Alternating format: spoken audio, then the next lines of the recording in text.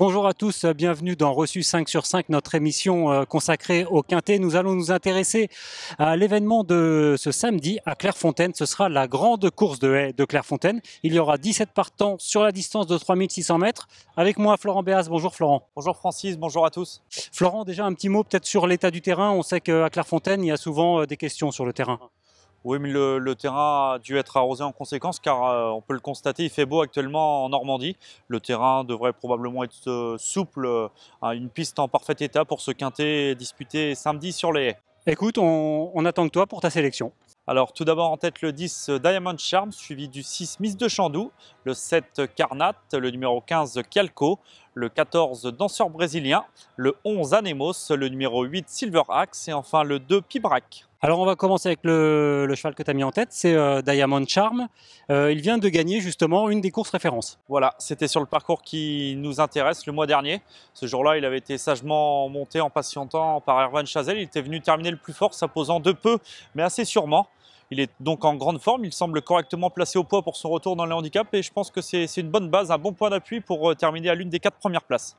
En deuxième position, tu as placé le numéro 6, Miss de Chandoux, une musique irréprochable. Exactement, ouais, c'est la moins expérimentée du lot, mais certainement pas la moins douée. Son entraîneur, le redoutable Philippe Pelletier, l'a toujours tenu en haute estime. En 8 sorties, elle a signé 6 victoires, une deuxième place. Sa seule contre-performance, entre parenthèses, était une chute à Dieppe, alors qu'elle semblait partie pour la gloire. Elle luttait avec un certain Varabat du Buisson lorsqu'elle a chuté à l'entrée de la ligne droite. Elle est pétrie de qualité, elle avait connu des problèmes de santé qui l'ont tenue longtemps écartée des pistes, mais elle n'a pas manqué sa rentrée à Dieppe, en terminant sur la même ligne qu'une représentante de M. De Wilder, mais elle devrait être montée en condition sur cette rentrée. Malgré son manque d'expérience, elle s'annonce redoutable d'emblée dans les quintets.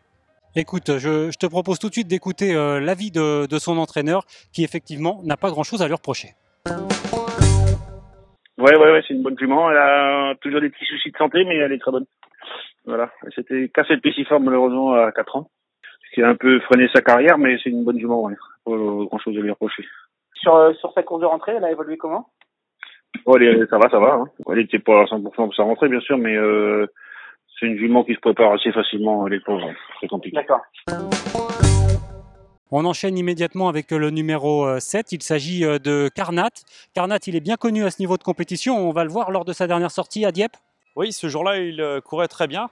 Il prenait une bonne deuxième place sans avoir très bien franchi la dernière difficulté. Les désormais âgés de 9 ans ne le présentent plus. Après un passage à vide en début d'année, il a retrouvé la grande forme, tout d'abord en plat, puis en dernier lieu donc sur les haies de Dieppe. Il devrait se plaire sur ce tracé coulant. Il devrait apprécier également l'état du terrain et sa place est une nouvelle fois à l'arrivée. Alors après, tu as placé le deuxième pensionnaire de Philippe Pelletier, c'est le numéro 15 Calco. Qu'est-ce que tu peux nous dire sur lui? Lui aussi, on ne peut rien lui reprocher. Il a couru 8 fois. Il a conclu à chaque reprise dans les 3 premiers. Il est seulement âgé de 5 ans, mais il a bien fait en dernier lieu face à ses aînés dans l'épreuve remportée par Diamond Charm. Il terminait honnête 3e. Il retrouve son rival avec un avantage pondéral. Il est associé à Jacques Ricou qui effectue son retour ce samedi après une convalescence de plusieurs semaines et possède une chance très régulière. Pour la victoire, ce ne sera pas forcément facile, mais une place reste assurément à sa portée. On poursuit avec le numéro 14, il s'agit de Danseur Brésilien. Quand je regarde ses performances, je vois qu'il a couru 2 quintets, il a fait 2 fois l'arrivée.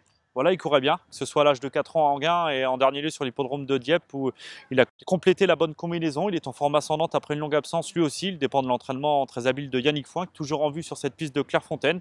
Il convient de s'en méfier. On va parler du 6e cheval de ta sélection parce qu'il s'agit du numéro 11 Anemos. Tu as choisi donc de le retenir quand même bien placé? Oui, j'aurais pu le mettre un peu plus haut, mais ce qui m'inquiète, c'est la distance de 3600 mètres qui est peut-être un peu courte pour ses aptitudes. Mais en théorie, il possède une toute première chance. Il avait très bien terminé dans le quintet à Dieppe et depuis, il a confirmé à Auteuil dans une listote bien composée. S'il n'est pas trop loin durant le parcours, attention à lui. Je crois que son entraîneur Philippe Leblanc, qui a répondu aux questions d'Emmanuel Riveron, va aller dans ton sens. Le petit hic, c'est la distance. Oui, ça fait à peine un mois qu'elle est à la maison. On court cette grande course de haies parce que pour moi c'est un objectif pour le propriétaire. Maintenant on va voir comment il va se comporter.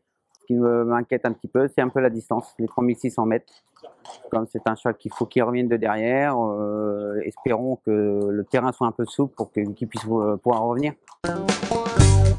On a terminé avec l'étude de ce quintet. Est-ce que pour la réunion de ce samedi à Clairefontaine, tu aurais un petit chocolat à donner à nos téléspectateurs? Dans la deuxième, j'aime beaucoup United Park, un pensionnaire de Guillaume Macaire qui confirmait avec son partenaire du jour, James Rivley. En dernier lieu à Dieppe, il est encore loin à la sortie du tournoi final, mais il a fourni une très belle fin de course en dedans pour prendre une bonne troisième place. Je pense que le port des œillères traditionnels pour la première fois vont lui être bénéfiques. Cela va le motiver. Il devrait logiquement jouer un très bon rôle. Écoute, merci Florent. De rien. On va se quitter avec le rappel de ta sélection et ton conseil de jeu. Et on se retrouve dimanche à Deauville. Ce sera un quintet lors de la réunion du prix Maurice Deguesse. Merci beaucoup. De rien et bon jeu à tous.